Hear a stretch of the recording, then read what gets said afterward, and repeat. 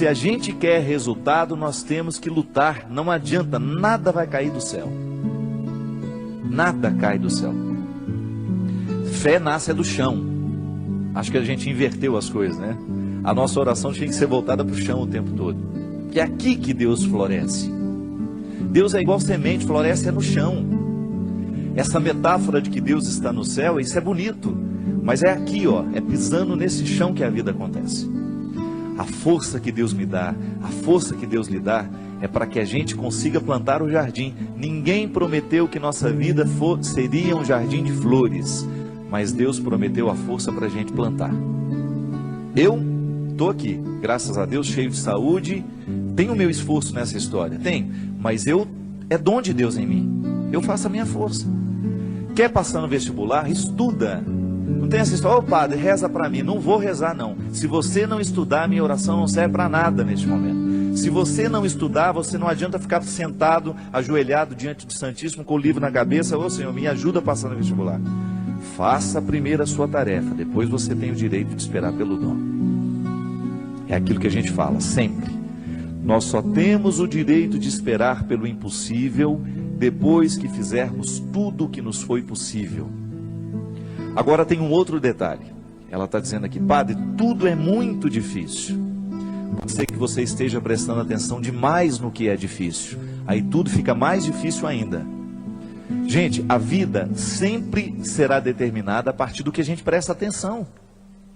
Se você tem diante de você um problema, você tem duas possibilidades. Ou você enxerga o problema, ou você já enxerga a solução. Tem gente que só enxerga o problema. Aí dificilmente encontra a solução, porque fixa os olhos no problema e aí não tem olhos para encontrar a solução. E aí depende de como nós interpretamos a vida. Tem gente que adora dificuldade, tem gente que adora problema. E acaba se tornando uma fonte de problemas, porque não está disposto para soluções. Tem gente que não sabe viver sem um problema.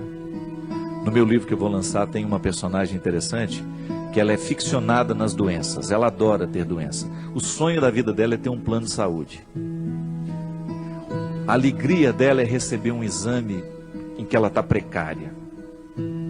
A alegria dela é contar as doenças, a dor de cabeça que não passa, é a pedra na vesícula. Tem gente que gosta disso, tem gente que presta atenção só no que é ruim. Mas não pode ser assim, minha gente. Esse espírito pessimista só nos faz ver o lado negativo das coisas. Pelo amor de Deus. Você tem que ser um pouco mais otimista. Você precisa prestar atenção um pouco mais nas coisas que são boas. Outro dia eu recebi um e-mail muito interessante. Dizem que tinham duas crianças brincando no gelo e de repente o lugar em que uma delas estava quebrou e ela caiu e ficou presa ali dentro.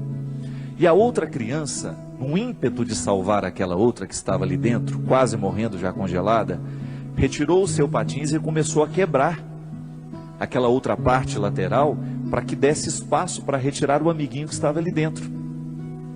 E com muito esforço aquela criança conseguiu. Milagrosamente, ela buscou uma força tão grande dentro dela que ela conseguiu, mesmo não tendo força suficiente para isso, ela conseguiu quebrar aquele gelo com o patins. E quando chegou o adulto, né, que viu a situação, não acreditou.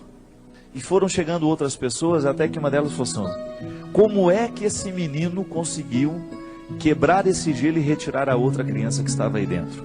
Aí o outro falou assim: é porque nenhum de nós estávamos aqui para dizer que ele não conseguia. E é interessante. Quando nós estamos diante de uma situação difícil, é muito natural que outras pessoas, tomadas por um espírito de porco, venham dizer: você não vai conseguir isso não, não vai dar certo não, não é? E sempre tem um assim: eu não falei? Eu não sei não, estou achando que esse negócio vai dar certo não. Sempre tem um espírito de porco pronto para jogar uma frase destrutiva, que vai desanimar. Mas não. Se a gente não presta atenção nesses discursos, nós vamos extrair coragem dentro de nós de um jeito que a gente não sabia que tinha. Então, minha filha, às vezes tudo está tão difícil. Não, não é bem assim. É que nós olhamos tudo de maneira difícil. Não é que tudo está difícil, é que nós olhamos tudo de maneira difícil. difícil. Não pode ser assim. Nós precisamos ser um pouco mais otimistas. Dificuldade existe na vida de todo mundo. Elas estão por toda parte. Agora, a maneira como nós encaramos essas dificuldades é que vai fazer a diferença. São 5.000 pessoas para 5 vagas. Não fique preocupada, viu? 90% destes 5.000 que estão tentando essa vaga não estudou do jeito que você estudou. Se você verdadeiramente se prepara para as coisas, você já elimina boa parte dos concorrentes, porque a maioria é mais ou menos. A maioria está vivendo mais ou menos. A maioria está fazendo mais ou menos. São poucas as pessoas que verdadeiramente estão tomando a vida com responsabilidade do jeito que ela precisa. São poucos os jovens que na fase de 16, 17 anos estão levando o colégio a sério. São poucos os universitários que hoje estão cursando a faculdade com a disciplina que a profissão vai exigir um dia. São poucos os profissionais que verdadeiramente estarão bem preparados para nos atender nos seus consultórios de advocacia, nos seus consultórios dentários, nos seus consultórios médicos, porque são poucos os que verdadeiramente estão fazendo o que devem fazer. Estou sendo pessimista? Não. É só você olhar para o jeito como estão vivendo os nossos universitários, a maneira como eles estão se preparando para a futura profissão. E eu sempre digo, quer ser um bom profissional, estude bem o que você está estudando. Porque você não tem o direito de ser mais ou menos. Não tem. A maior preocupação minha que eu tenho como padre, minha gente, é a qualidade dos nossos padres nos dias de hoje. Você que é padre sabe muito bem o quanto que você é exigido nos dias de hoje. Você precisa ser um homem de sabedoria. Você precisa ser um homem que estabeleça uma ponte com a cultura, com a sociedade. Não dá para você evangelizar do mesmo jeito que evangelizavam há 20 anos atrás. Não dá. Nós precisamos correr atrás da qualidade. Ninguém está fora disso.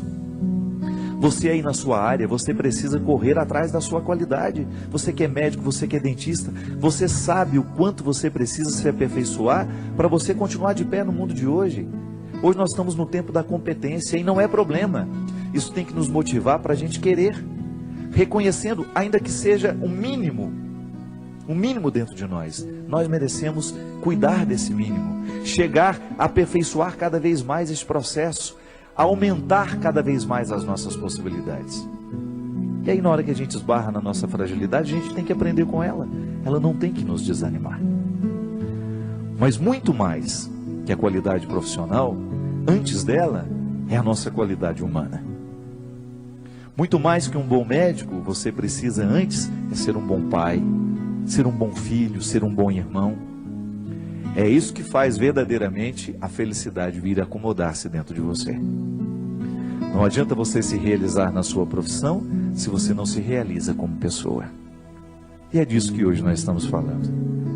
É desse aperfeiçoamento humano. E na faculdade da vida a gente aprende o tempo todo. Não tem nenhum professor a nos ensinar a ser pai, a nos ensinar a ser irmão, não. É olhando nos olhos de quem a gente ama que a gente vai descobrir a medida certa, o aprendizado de cada dia, para que a gente possa ser um ser humano melhor no mundo de hoje.